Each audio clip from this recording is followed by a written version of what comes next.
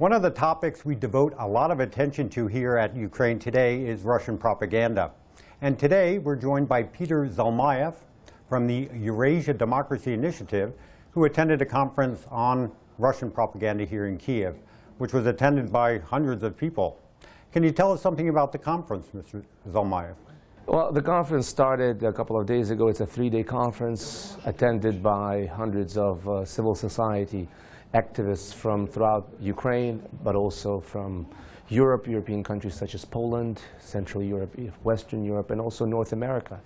And the title of the conference was Ukraine, New Politics and Civil Society. So it was not devoted solely to Russian propaganda, but Russian propaganda was the subject of the panel this afternoon, where I had privilege to take part together with a representative of Ukraine Today, your channel, where we talked about the various ways that Russian propaganda has been used as part of the hybrid warfare against Ukraine, but not only Ukraine, against the entire Western system of democratic values.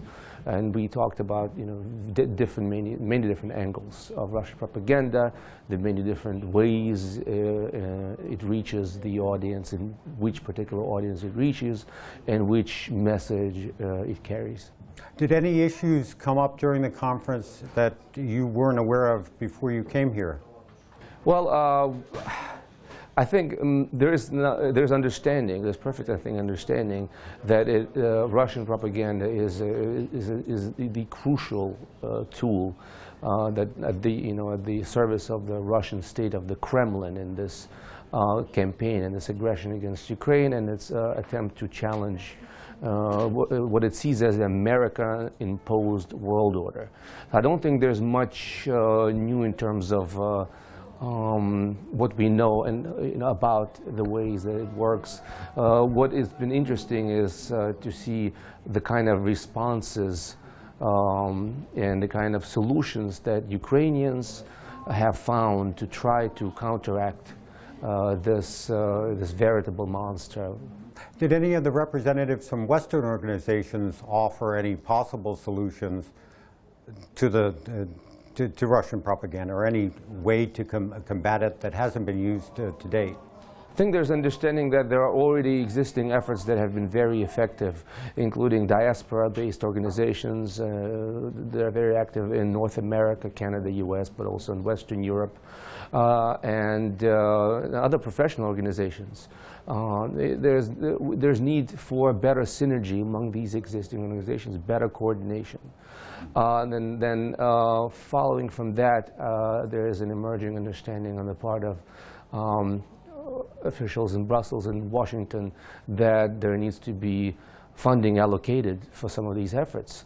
We talked about potential alternative TV broadcasts, and it was pointed out that we have to meet the Russians on their own turf, which means that we have to think about a Russian language broadcast that would be an alternative to Russian programming. First of all, targeting the former Soviet countries, including Kazakhstan, Belarus, and Moldova, where there are large chunks of Russian speakers and ethnic Russians who have been tuned in to Russian propaganda, and they have no alternative. Are you familiar with Belsat, broadcasting out of Poland? Because that's a Russian language broadcasting outfit that's been in operation for, I don't know, the last 5 or 6 years, and they broadcast in Russian language.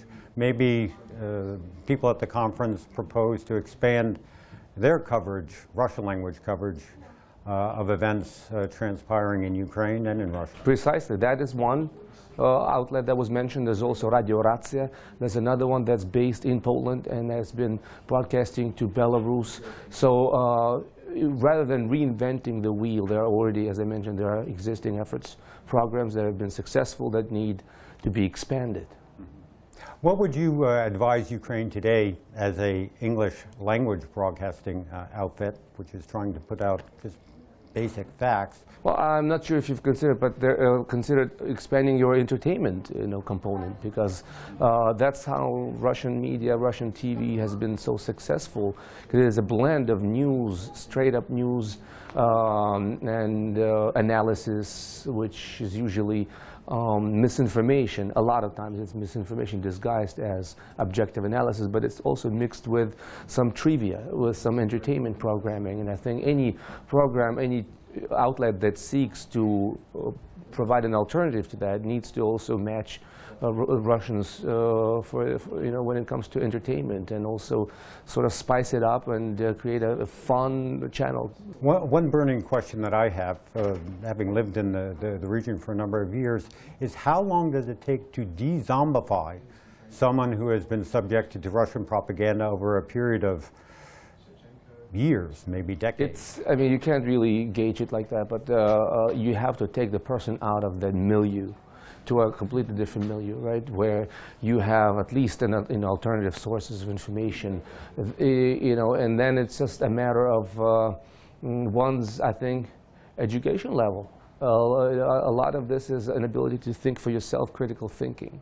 A lot of these received truths that people are fed from the TV, they require an ability to just see things clearly for themselves. A lot of these lines that are being fed, theories, and the conspiracy theories, they do not stand much scrutiny on a closer look. So I think it depends. It's individual. I've had experience with my former classmates and family members.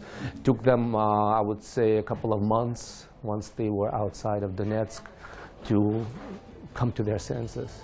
Peter Zalmayev, thank you very much for being with us at Ukraine Today, and I wish you luck. Thank you.